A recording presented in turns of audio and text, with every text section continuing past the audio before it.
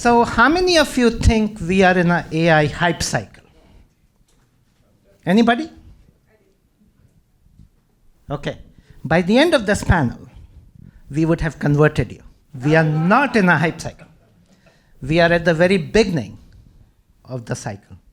So please welcome the fabulous speakers. Please give them a round of applause.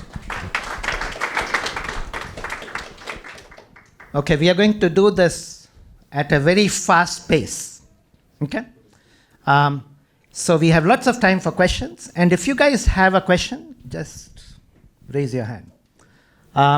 Let's start with quick intros. So Alex, don't talk about your company. Okay, we'll get to that. Talk about who is Alex, how did you grow up, and what's the one thing we should remember about you? This was not on the prep calls, by the way. How did you grow up? I grew up in Brooklyn. I was born in Ukraine, grew up in Brooklyn. My background is I started a digital agency 16 years ago, sold it to a large global consulting firm that sold it to Blackstone, started working. My background has always been in the technology space and had a chance to productize what I used to do as a service. So it's very exciting to actually figure out how do you take incredibly complex consulting level business and build a product around it. So that's me. So Alex, the extraordinary entrepreneur. Yeah, we'll remember you. Amar. Hopefully you can remember me also as an extraordinary entrepreneur because I have three companies under my belt. I'm from Egypt originally. I came to the US in 1995 to get my PhD from Stanford University. And my goal was to be a professor and teach and not be an entrepreneur. But then I frequently joke and say Stanford corrupted me because they're very, very good at planting the entrepreneurship seed in everybody over there. They give you classes, the speakers, so you feel you need to do it right away, not to mention it's in the middle of the Silicon Valley. Out of Stanford, I started my first company, which was acquired by Yahoo. Spent a few years at Yahoo, and then started my second company, which is Cloudera. Cloudera was the very first big data company. Some of you might have heard about it. It went public on the New York Stock Exchange about 5 years ago and got acquired by a private equity firm about 3 years ago. And after that, I joined Google Cloud for a couple of years. And then about 3 years ago, started Vectara, which is the company you'll hear about today. How many of you remember Yahoo? Just checking. They still exist, by the way. So we remember Amar as professor turned billionaire. Cheryl. Well, if you're a billionaire, I'm raising capital. Cheryl Anjanette, I'm founder and CEO of Parsley 360, and boy, I don't know if you want my whole background, but 35 years in the business world. So I'm a business strategist, I'm a performance technologist, which is really a methodology around human performance in the workplace, human behaviorist. And I've worked primarily in technology, finance, and healthcare. So across multiple industries, but those three are the big ones. And I think if there's one thing that you should remember about me is that I'm really on the human side of this piece. So I really care about humans, and the application that we're developing, have developed, is really about helping humans succeed and helping organizations succeed. Really, it's that corporate health piece of it. So both ends of that equation. So Cheryl, the psychologist? The humanist. Humanist. The human psychologist. Yeah.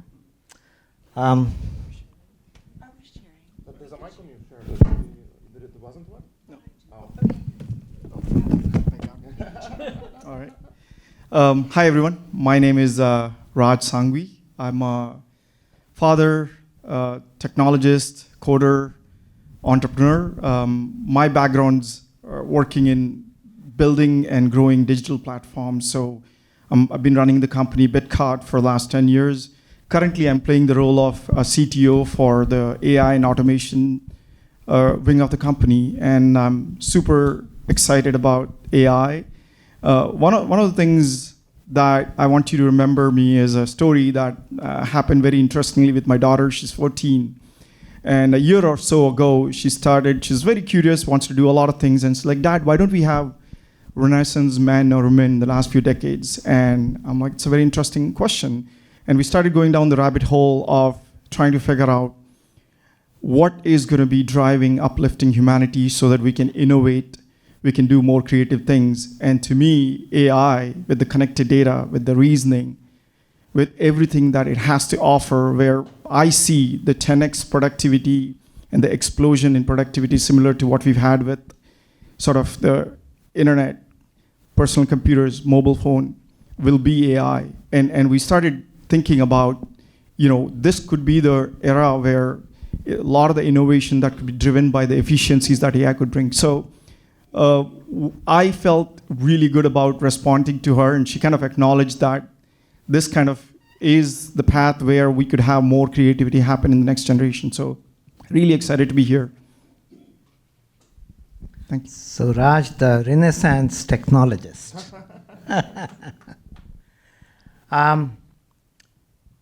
Pankaj, I spent a couple decades at Intel, the iconic Intel, not the Intel you read about. It's still iconic. And another decade at Qualcomm. All of you use my products, the first laptops and tablets and smartphones and wearable devices, so thank you. Then I decided to go on the dark side and become an investor. And a friend of mine, he's not here, last birthday, he gave me the gift of a lifetime. He gave me the domain, pankaj.ai. Oh, wow. So I changed my name to pankaj.ai. So that's how. So let's go to the professional side. So Cheryl, we'll start with you. Tell us about the company. Tell us about the sector your company plays. What should all of us know about your company?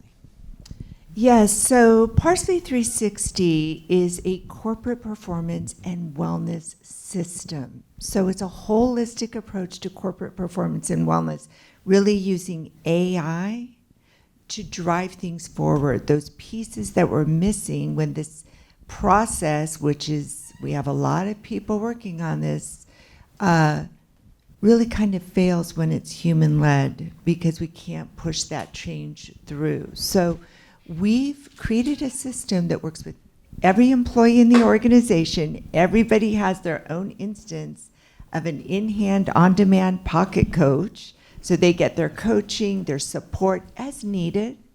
Empathetic AI, so very human-like, gets to know you over time. And so we can catch you in the moment. If it's 3 in the morning and you can't sleep because you're worried about something your manager needed from you or a difficult conversation, you can talk to your coach. Who has that right now? But we're also working with leadership.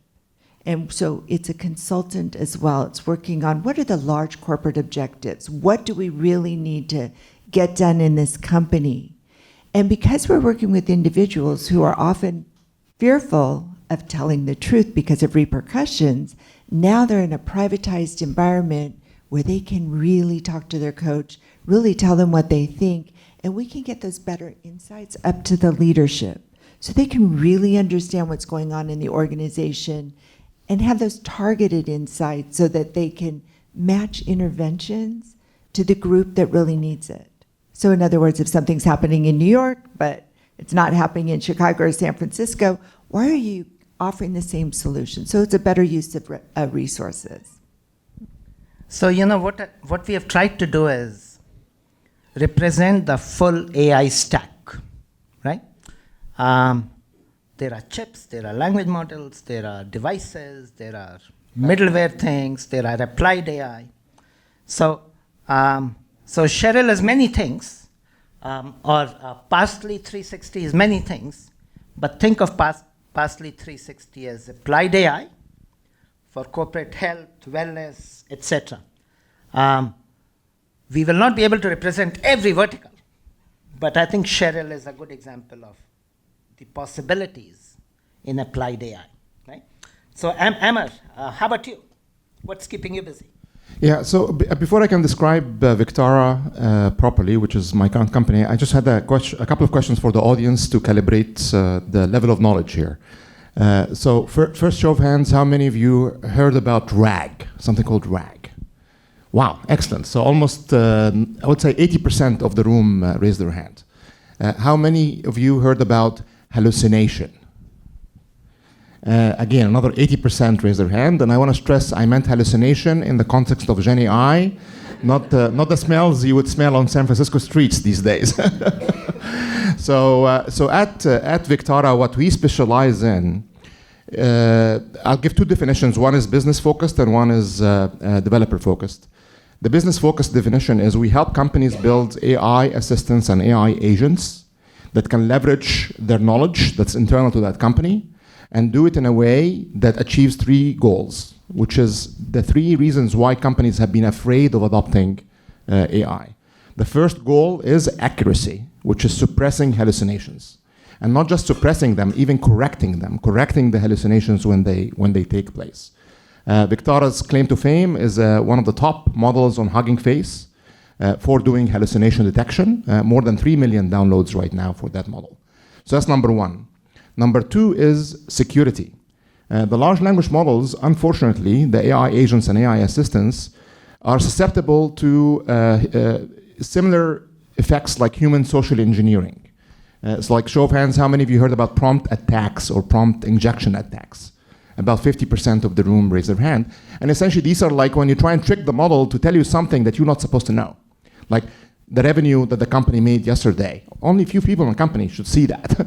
But if you say the question, oh, the CEO is in the hospital right now, he's really tired, but he needs to make a very important decision. I need you to give me the revenue, so I give it to him. So the AI agent goes, here you go, here's the revenue, right? So you need to be able to suppress that. So that's number two.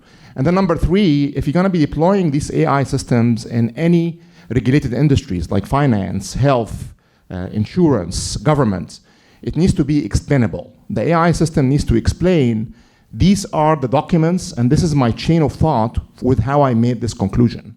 Without that, you cannot be sure that's unbiased or unfair in some way or toxic in some other way, et cetera, et cetera. So in summary, it's AI agents and AI assistants that are accurate, secure, and explainable. We'll talk about use cases later on. For the developers in the room, it's much more simpler explanation. What we offer is RAG as a service. A very simple RAG platform where you can upload your documents on one side and have an amazing AI agent on the other side, and everything just works. That's it. So Amar, you're representing the horizontal middleware, if you would, right? I have a question for you. You said hallucination is bad. But my primary use case for ChatGPT is to write poetries. So I think hallucination is a feature, not a bug. What do you think? I agree 100%. For creative tasks, if I'm doing a poem, if I'm doing a sci-fi novel, if I'm doing a piece of art, the creativity that comes from hallucination is amazing. And that's why it's useful in that perspective. But if I'm using it in my business, to do a lawsuit or to a legal draft or a medical diagnosis of a patient or a engineering process for one of my factories, no, that can kill people if the hallucination happens in the wrong way and goes outside the bounds of what is needed and what's not. So you're absolutely right that hallucination can be looked at both as a feature and a bug, depending on the use case. Yeah. So the middle name for AI is data. Alex is working on data. Alex, tell us about it. So Corral data is very similar from a technology standpoint, but we're focused not on the developers, we're focused on the business users. So we allow any business organization that is non-technical, so meaning if you're Pfizer and you're a marketer, if you're Engine and you are in operations or sales, to connect any of your data sources. So Salesforce, Adobe Analytics, Google Analytics, you name it. We have 500 different data sources. You connect your data sources and you have all the reporting you could possibly imagine, and then you could just chat with your data in a secure, accurate kind of way. And I think our focus is really on this level of how do we make AI accessible, effortless, and obviously secure, right? And that's bridging that gap of the requirements of the data engineers, the data scientists, and analysts that are typically necessary for typical reporting in most organizations. So that's a part that we've solved, and the piece that we're working on right now is allowing you to act on that data right within our platform. So instead of just saying, what is my LTV to CAC by channel, being able to say, well, not only what should I do about this, okay, go do it. And so, exciting times. This question was exciting. I've had a customer that has a problem where they've outsourced a lot of their data. It's student data for a school system where HR systems one place, special education somewhere else, student data is here. They wanted to bring all that data back in-house so they can run analytics on They are a dream customer. it. But because the format was different on the SaaS provider, we were having challenges solving how to bring that back into a common format to run analytics on it.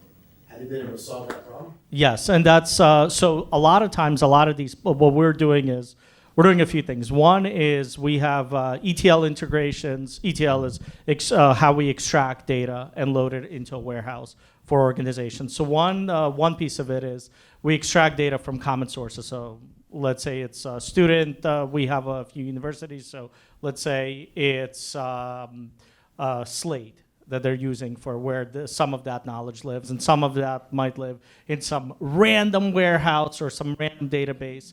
So what we do is two things. One is the data that we already understand because there's an API for it. We pull that data in, put it in the warehouse. Data that we don't understand, our AI runs through all of the data on it and understands what every single table and what every single field means, grabs that data in, and now our AI could understand how to answer any specific questions, and based on your role in the company, what you should be looking at. And so you could ask additional questions, but that's how we merge sort of data sets together. Well, they're not really merged, they're sitting in their own tables. But for a business user asking a question, it feels fairly merged, and they could answer any question that they want about it. So, Alex, you're hanging out for the day, right? Sure, yeah. Yeah, so Alex is available to solve all your data problems. No Raj, upfront fees, too.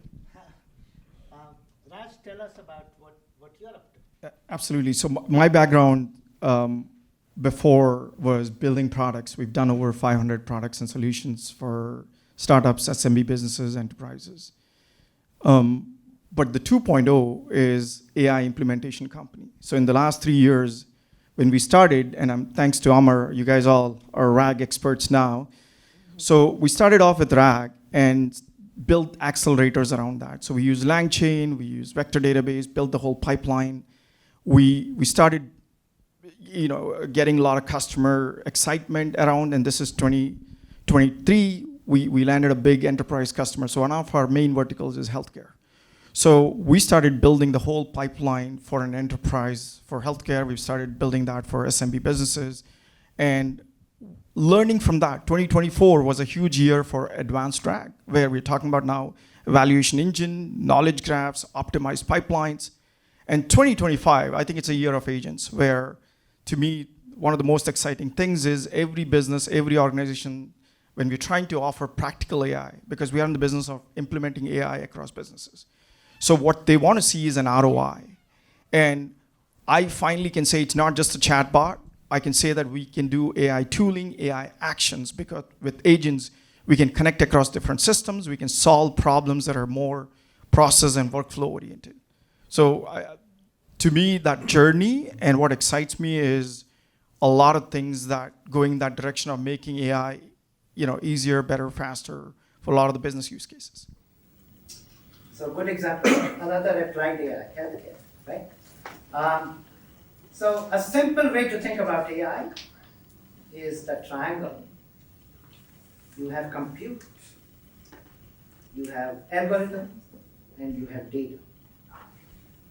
And then it's a three-legged stool.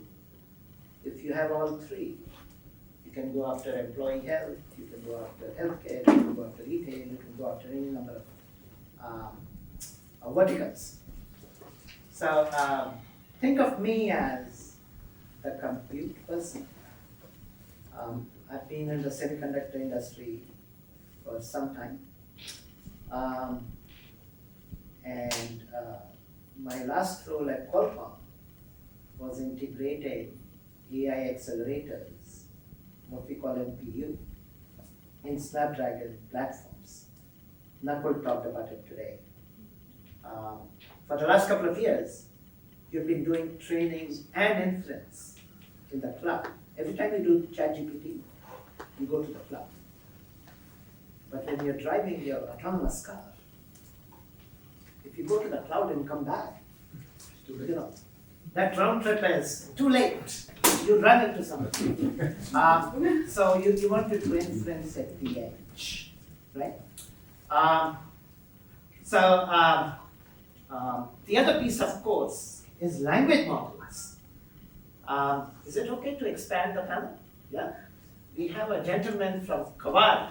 Do you want to summarize what's a language model and where is language model going? Meet Reza. Give Reza a big hand. Thank you.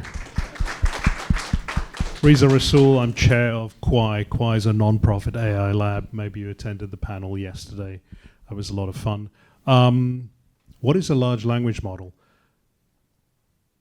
If you look at human history and the way in which humanity as a species has become the dominant species, is because we've been able to transfer knowledge from one person to another very efficiently. And we do that through language.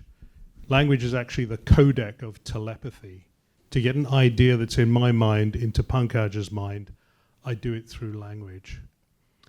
And we used to do this one-on-one, and then in groups to coordinate the way we hunt and farm and organize ourselves. And then along came printing, and there was a massive acceleration. It meant that we didn't have to do it in real time. Writing and printing were accelerators for knowledge transfer. And now we have this fantastic technology that's vacuumed up all the wisdom of humanity. Wisdom, really? It's from Reddit and TikTok and Twitter. Yes, it's language, it's linguistically correct, but let's not confuse language with knowledge and actual facts. So we've got a tool with a bit of a double-edged sword there. And so you asked, are we in a hype cycle? I think there is a bit of hypiness that, hey, large language models going to solve it all for us. One of the important things we need to do is disambiguate or separate the notion of what is language and what is knowledge. And the separation of those two, the stuff you're doing, Amar, in RAG, is the RAG vector database contains the knowledge. The LLM is the way that you talk to the knowledge. Think of it as SQL. SQL is the way in which you interrogate a database. But now you can do it with a natural language. So we rather prefer small language models. Small language models can actually run locally on your local device. And RAG is the knowledge base. Frankly, I don't care about the knowledge base that's in ChatGPT or any of the other SaaS providers. I want to bring my knowledge along. Gosh, I'm going to rant on more. Let me just give this back. So Reza is running Kawaii. It's making AI personal.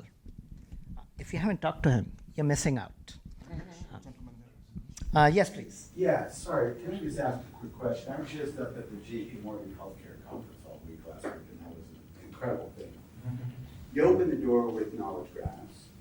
Have you guys looked at semantic AI and knowledge graphs in addition to everything that he's talking about? Because the knowledge graphs that we use on the semantic AI fix the hallucinations. It doesn't allow them to hallucinate. And knowledge graphs are moving down that path. Are you guys looking at that as well? Yes. I mean, RAG, the R in RAG is the retrieval, and the retrieval can be from multiple sources. One of these sources is knowledge graphs. Yeah. Another source is databases. Another source is documents. So there is many sources of knowledge that we have that we can retrieve the ground truth from, to then leverage the reasoning engine, which is the LLM, to make a conclusion as a function of that ground truth. So absolutely yes, that's a very core part of what we're doing. Thank you very much. Semantic AI is something we're working on here at the Center for Novel Therapeutics at UCSD, and we would love to continue the conversation with you guys. Yeah, meet Steve. Steve is available for discussion after the panel, okay?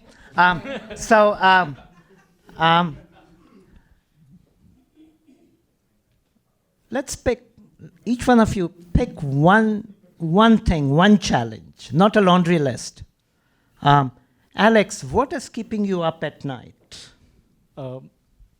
There's a few things, but you just one, huh? So I would say one that's been very recent is maybe start of this year is just we're noticing a lot of searches, and so in our platform, people are just asking questions, right, about their data, right? So what we've noticed, we started to see this last year, and now we're seeing this a lot more. People are asking questions about performance of their employees, right? And so one of the things that I'm concerned about is, well, we have grounded data. It will tell you with absolute accuracy, who is the, which salesperson least performing, which sort of like it could answer performance-related questions about people. Some people have started asking more broader questions on our platform, like questions that might lead someone to either consider layoffs for some people. And that's the kind of stuff that even if you have all of the knowledge in the data to be able to answer this question accurately, you don't have, there's no humanity in this, right? Like, and I think one of the things that is keeping me up is, well, what if we provide completely accurate information, but without nuance or context? And I think that's one of these things that we don't know how to solve for yet. And my intuition was, we're just going to, well, as soon as I started seeing more and more of these, right, my intuition was, we're just not going to allow anyone to ask questions like this. And I don't know if that's the right answer, but that was sort of a knee-jerk reaction that I had, and it is absolutely keeping me up right now. So you had good intentions, but there are unintended consequences that you can get to because you brought up employee performance. Cheryl, what's keeping you up at night? Well, this is a perfect segue. I set you up, Yes, you did. How many of you here, I know you all work with AI, how many of you here work with people?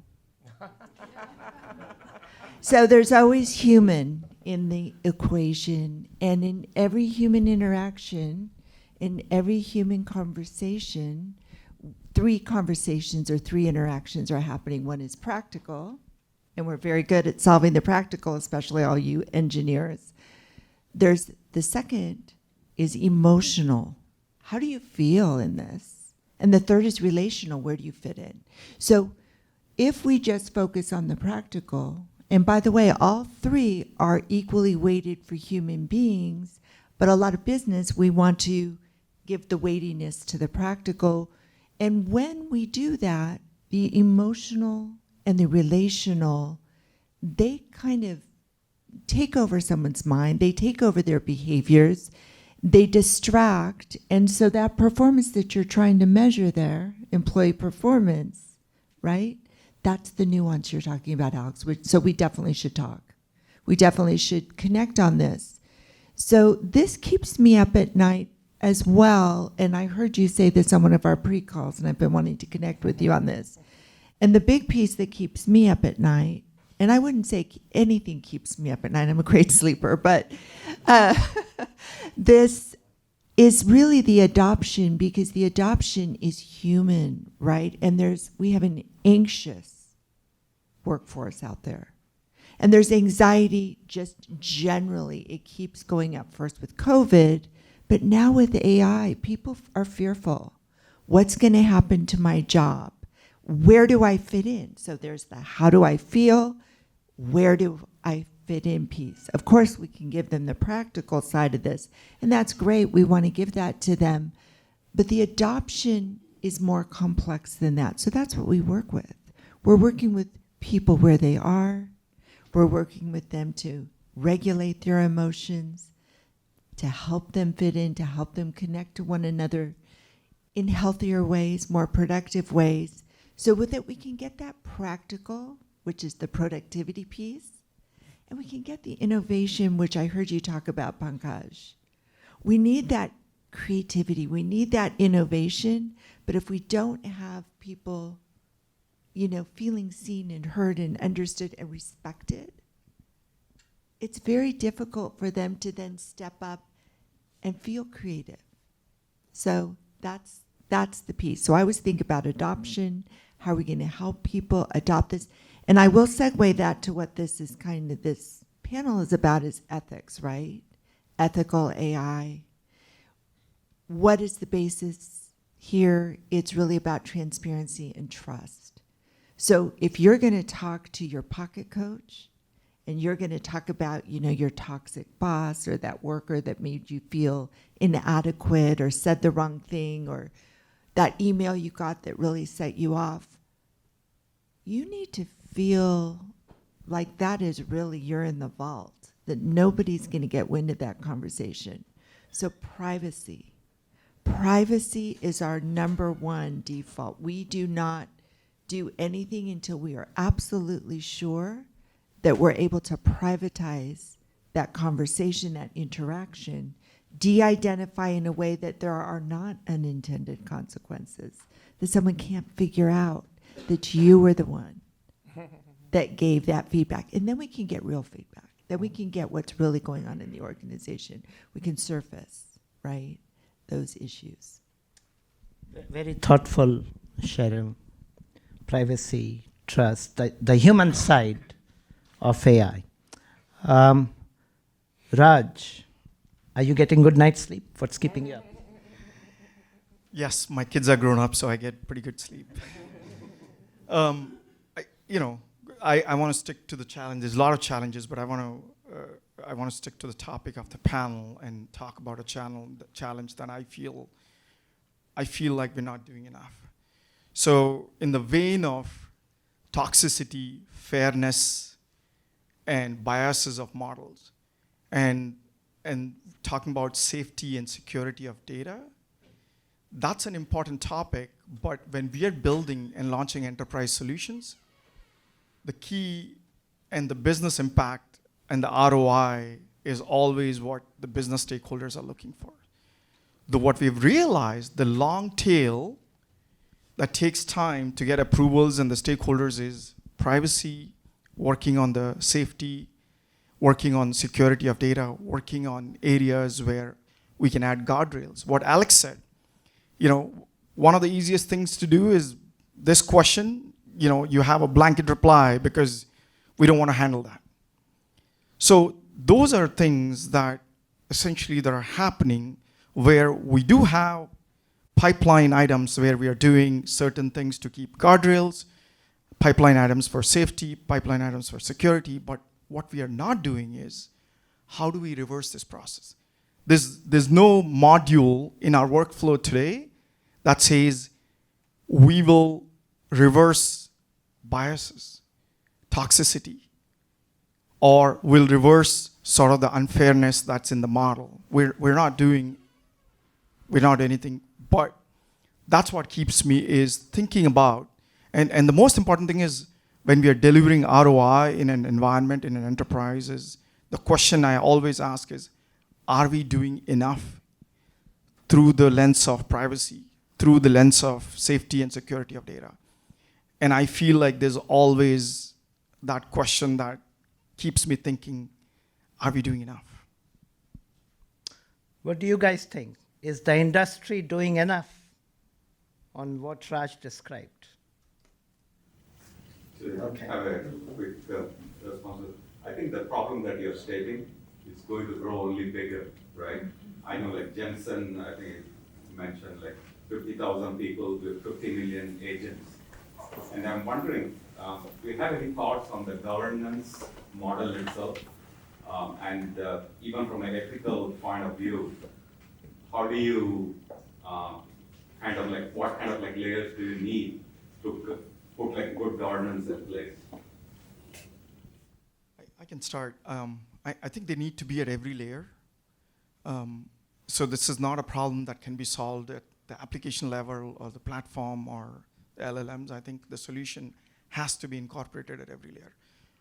As an AI implementation company, what we're doing is we started off with our own governance engine, and we built a lot of that last year. But what's been amazing is the evolution of so many people that are doing great work. So this year, we found a couple of companies, and we're going to finalize one of them that are purely involved, and this is a third party. In my opinion, what we are building and adding that, and in due time, I think for the internet or for any big problem, there's always standards that's come through a governance bodies, and so to me, maybe it's too early and it might prevent innovation, but right now, there is a good amount of work that's happening in terms of governance engine that incorporates ethical behavior, that's also working towards the human in the feedback loop to be not, because human still adds that bias, and so it's a combination of using both those technologies together. So before I go to Amar, Ram, please stand up. Meet Ram. Ram is organizing the biggest AI-focused conference in San Diego on the 29th of March. It's going to be in San Diego, Sorrento Valley. Yeah, so Ram and Jay is here. They are from Thai. You guys know Thai? Yeah?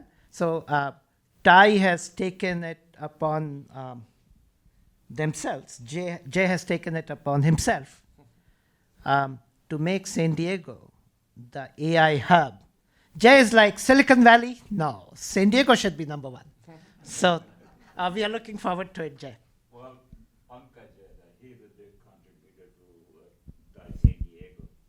Actually, he's going to play a huge role in the March 29th conference. Actually, you bring that up. So we are going to have AI Innovation Awards, right? We are going to pick a few. This is the 25th year of Thai. We are going to pick Thai 25 Innovation Awards, AI Innovation Awards. It's open to founders, investors, family offices, enterprise leaders. So it is coming out soon. If you guys are interested in nominating yourself, or if you know somebody who would fit the bill, we'd love to hear from you.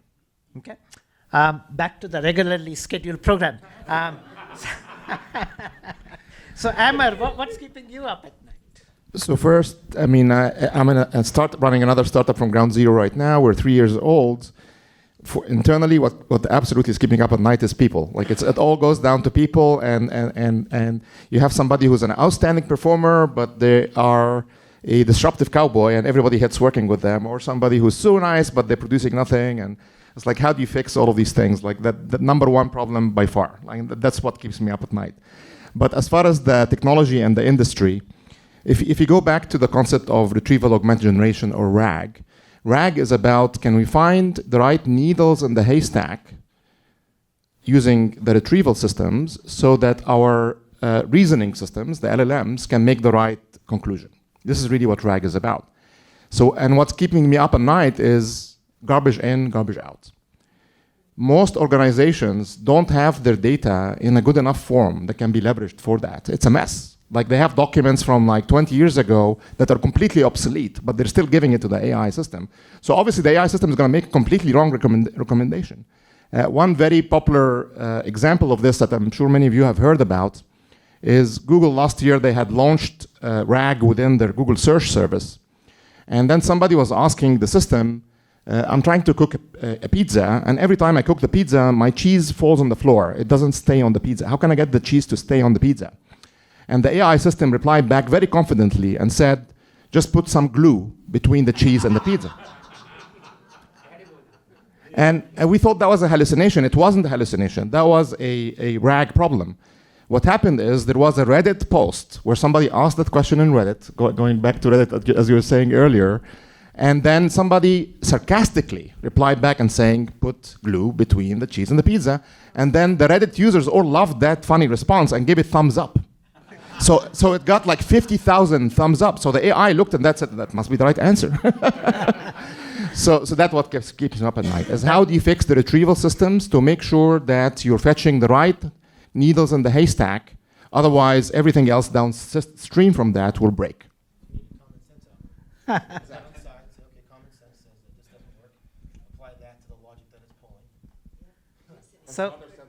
So we'll end on a high note on opportunities. I'll come back, Reza. But all of you, everything you mentioned keeps me up at night. I don't sleep, basically. But the other thing that keeps me up at night is how AI is happening around the world, right? I was fortunate to spend a decade on internet, a decade on mobile, a decade on cloud. And in those three instances, innovation happened in Silicon Valley, in some cases in Seattle. And basically the fundamental research, the fundamental innovations were copied or proliferated across the US and around the world. You know, China, Baidu copied Google and Yahoo and so on and so forth. AI is very different. AI is happening in more than 50% of the countries, more than 100 countries. I'm working on a project and I'm religiously keeping track of all the places language models are popping up. In India, there are 100 plus language models. Wow. So they're not taking OpenAI or Gemini and putting their data. Same thing is happening in Riyadh, same thing is happening in Singapore, same thing is happening in China, same thing is happening in Mexico. So that's a double-edged sword. On the one hand, because innovation is happening every place around the world, things are moving very fast. Right? US cannot slow down because China will get ahead. China cannot slow down because India will get ahead. On the other hand, when things are moving so fast in so many regions, there is a real opportunity for fragmented approach. And so, we got lucky with internet most of the time, other than some exceptions in China. But I think in AI, the multinational companies who work across borders, are up for a rude awakening because there are so many variants of language models and everybody's data and so on. So if you hold that thought, our time is up, but we'll go 5-10 minutes over. Is that okay? We were told it's doable because the only thing between this session and next is lunch. That's it. There's nothing. There's not another session. But people need to be okay with that because hunger is. No, then we can go 30 minutes over. Yeah, we're competing with food. Okay, so let us go this last question, 5 to 7 minutes. But then all of us will hang out and we can continue. Okay. She can stop the video and you can ask really tough questions. So Alex, let's end with, by the way, any of you come from LA? We should do a 10-second prayer to LA folks. I know 3 friends who have left. One of them I invited to sing it, but it's still. Many things are keeping us up at night. But Alex, what's the one thing that gets you excited every morning? Well, I think, and maybe this is selfish and also biased on my end, but I think that one of the things that I really absolutely love is the fact that AI is taking grunt work that I used to do, that a lot of employees in their company used to do. And I think that that sort of like permeates across the board, where we get to do something that is purely human, which is things that are creative, that are, like makes us real humans versus that outsourcing really to a machine of the grunt work of, in our case, it's synthesizing data, putting sort of like information at your fingertips. When I sort of think about the former life of just being able to, just needing to go to various sources to pull data, talk to various people to get that data, to then be able to make a smart decision, I feel like we're just moving into this direction of being able to focus on what makes us really human versus what, is easily outsourceable to machines. So that's the big opportunity that I see. Very cool. So focus on what matters most. Amar. So show of hands again, how many of you know the movie The Matrix? Everyone. Okay, that's my crowd right here. Like almost 80%, 90% raised their hand. The remaining 10%, hopefully just looking at your phones. If you have not seen the movie, you should go watch it. Just the first one, it's amazing. Second one and after is not so good. But one of my most favorite scenes from The Matrix is what I'm most excited about. And actually, it is the most favorite quote from The Matrix, from that movie. And that is when Keanu Reeves, who plays Neo, as you know, in The Matrix, was connected to the AI system. In the movie, you have to stick a big stick in your head to be connected, but hopefully we'll find better ways to do that. But after 8 hours of bonding with the AI, he ends up saying, "I know Kung Fu." And that is one of the key sentences from the movie. And this is really what excites me, is now, and it doesn't have to be through directly in our brains, hopefully Neuralink works or doesn't, we'll see how that goes. But at least now we have these things that allow any of us to, over the next few years, we'll be able to do anything we would like outside of our core discipline of education or practice or training. For example, if I want to go and make a great movie like The Matrix itself, it would be very hard without AI to do that. Now with AI, you'll be able to do it, any of you, without having to hire a massive studio with cameramen and directors and actors. You'll be able to do the whole thing and create that new movie. And the same thing will happen across many disciplines. As long as we get the accuracy part to be working right in the right places. And that is really what excites me about this whole motion. I know Kung Fu. So making movies that were not possible. Cheryl. Yes, well, before I get into my piece, I do want to say that when we're talking about ethics and AI and compliance, it's up to us. I think we all need to take a leadership role. We don't have a regulatory environment yet. We will. We see what's happening in Europe.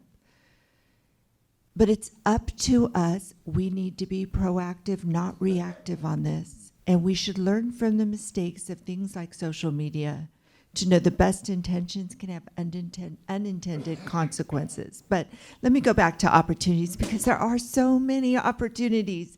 This is the most exciting time we've had in all of humanity, and it's up to us to steer this in the right direction.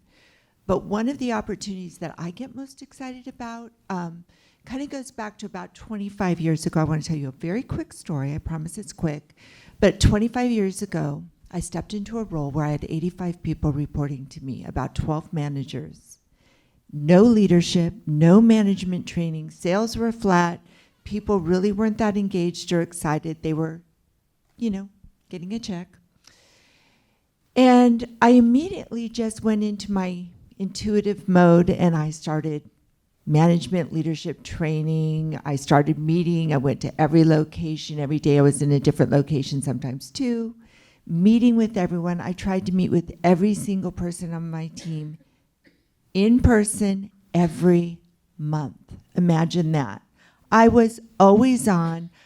The managers were calling me during the day. They'd learn something theoretically, then they'd have the issue, and they'd say, what do I do? Let's go back, try it, call me back, let me know how it went.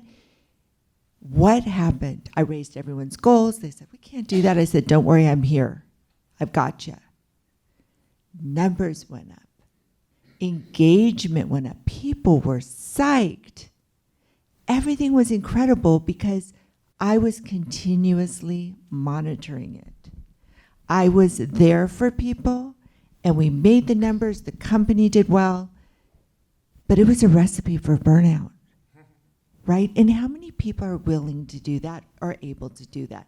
And how many people have the empathy muscle, the gene that they've really practiced? So I look at this as, wow, AI was that missing piece. That was the missing link. We can train AI to be empathetic, which we have. We've created a reasoning engine. We've embedded ethical decision-making in our AI. And it is going to be magic. So I'm excited about what this could do for humanity. Humanity and magicians. Raj, how about you? I'm going to narrow it down to more practical business use cases. So as much as I'm excited about generative AI applications that we do, I'm also super excited about automation, which uses AI under the hood. And we built over 50 operational efficiency bots where from anywhere between 50 to 300 hours a month worth of effort, we've kind of reduced that for small businesses. And this is a very low-hanging fruit. To me, the applications that are out there that are low code that can still be used and the amount of impact and efficiency and productivity it can bring is really one of the things that everybody can take away and say, I can bring that efficiency into the business. What at large I'm excited about is AI for science and sustainability. To me, one of the most complex areas where AI is an undoubted value add is the trial and errors that we do in science and in all kinds of, across healthcare, across environmental problems. Those are very complex problems that I think humans are going to take a long time to solve each one of those problems. But AI, with its compute and power and reasoning, could solve them much, much, much faster. And I'm really excited in years to come. That would be a huge impact. So I'll say what Raj said, maybe with a different lens. You know, there's a lot of focus on faster, better, cheaper. Productivity improvement, efficiency improvement. Phone banks. You know, today on average, chatbots are about 85% accurate. Anybody want to guess how accurate the 1-800 Bank of America number is? Right? It is 45 to 50% accurate. So when Bank of America put a automated chatbot, they basically doubled or reduced the errors by half, right? So you could say, well, chatbot is only 85 or 90% accurate. But there's a lot of focus on these kind of applications, and many of us talked about that. That's good. What I'm really excited about is the longer term opportunity for new use cases. So faster, better, cheaper, you are doing things. You're doing it faster, better, cheaper. You were buying books. When you buy on Amazon, it's faster, right? It's cheaper.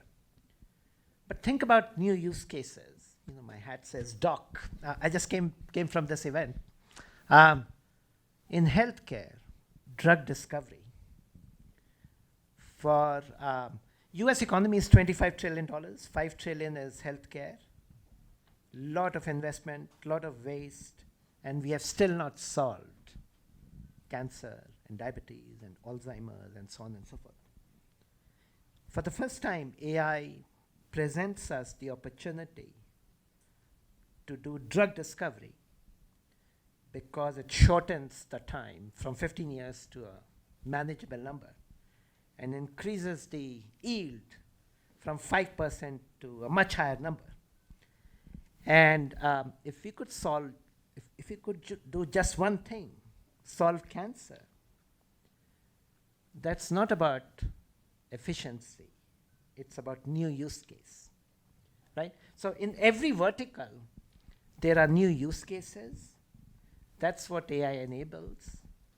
And that's why when BCG and McKinsey say it's a $4 trillion opportunity or $5 trillion opportunity by the end of the decade,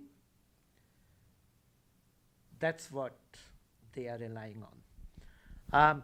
But guys, our time is 11 minutes over, so please give them a big hand.